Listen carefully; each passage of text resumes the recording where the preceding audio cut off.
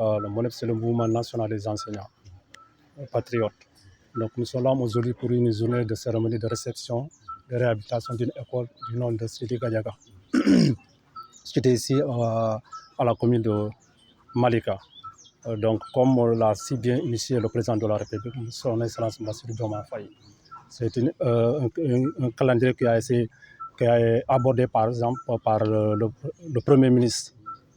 Le Premier ministre et qui est en train d'être réalisé par le ministre de l'Éducation. Donc le MONEP national a établi ses activités au niveau des écoles. Donc aujourd'hui, c'est dans toute l'étendue du Sénégal qu'on est en train de réhabiliter et faire de cette étape pour l'ouverture. Quelles sont les actions que vous avez entreprises matinalement ici au sein de cet établissement?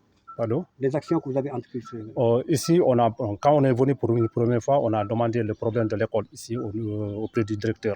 Donc, il nous a souligné un budget qui était un budget énorme. Donc, on a essayé de faire des recherches, puisque le MONEP, en parlant, n'a pas de moyens. On a fait des recherches pour essayer de satisfaire la demande du directeur. Ce qu'on a fait jusqu'au moment où nous parlons. Donc, le travail est en train de se faire. Donc il y a même des peintures, des fissures et là encore les portes qui sont installées, même les tables, on a essayé de réparer les tables bancs. C'est ce qu'on est en train de faire pour l'instant. Est-ce que donc vous pouvez faire également un inventaire aussi matériel donc, de ce qui a été un peu dégradé au niveau de l'école et que vous avez apporté votre soutien? Bon, le budget qu'il nous a donné, c'est-à-dire il nous a demandé par exemple les tables bancs, et le tableau et les fissures des murs, aussi peindre encore, repeindre du moins l'école. Donc c'est ce qu'on a déjà donné, un budget qui est dans une somme de 946 000 francs. Donc c'est ce qu'on a essayé de faire des recherches jusqu'à presque trouver cette somme pour essayer de commencer le travail. Et donc le travail est en cours jusqu'à présent. Ouais. En tant que coordonnateur, nous sommes à la 8e édition également aussi de cette belle initiative du président de la République. Aujourd'hui, en termes de bilan, le MONEP également, depuis que vous avez participé aussi à ces sessions de nettoyage, qu'est-ce que vous pouvez en retenir jusque-là? Donc ça, là, je peux dire que c'est un bilan qui est satisfaisant. Un bilan satisfaisant parce que dès le début parce que pour nous les enseignants, nous n'avons que le temps pendant les vacances. Donc à la fin de l'année scolaire, on a entamé le travail un peu partout. Première activité de lancement, on l'a fait à Saint-Louis. Donc on l'a fait dans le reboisement des écoles, et le nettoyage et même ce qu'on vient de dire ici, la réhabilitation des écoles aussi, ça a été fait au niveau de Saint-Louis. Donc à Kaolack pour deuxième fois encore. Ici, au niveau du département, on a fait ça en synergie avec les autres mouvements, comme par exemple le mouvement JPS, MODAP et autres.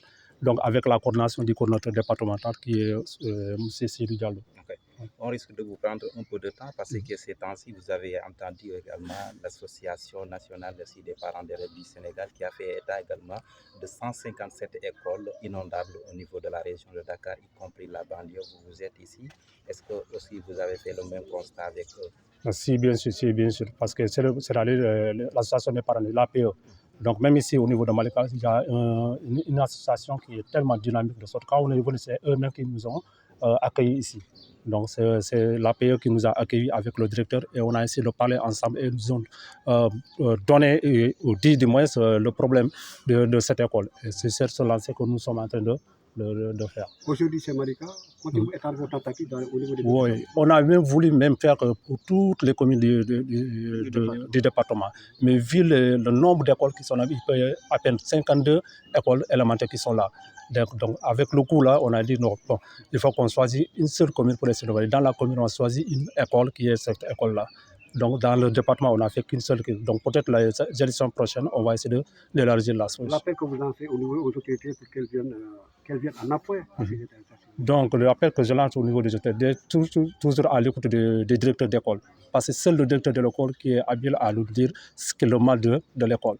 Donc comme nous l'avons fait, quand on est venu, on n'est pas allé vers le préfet ni l'autre, on est venu directement sur le directeur et le directeur nous a signé le mal de cette école.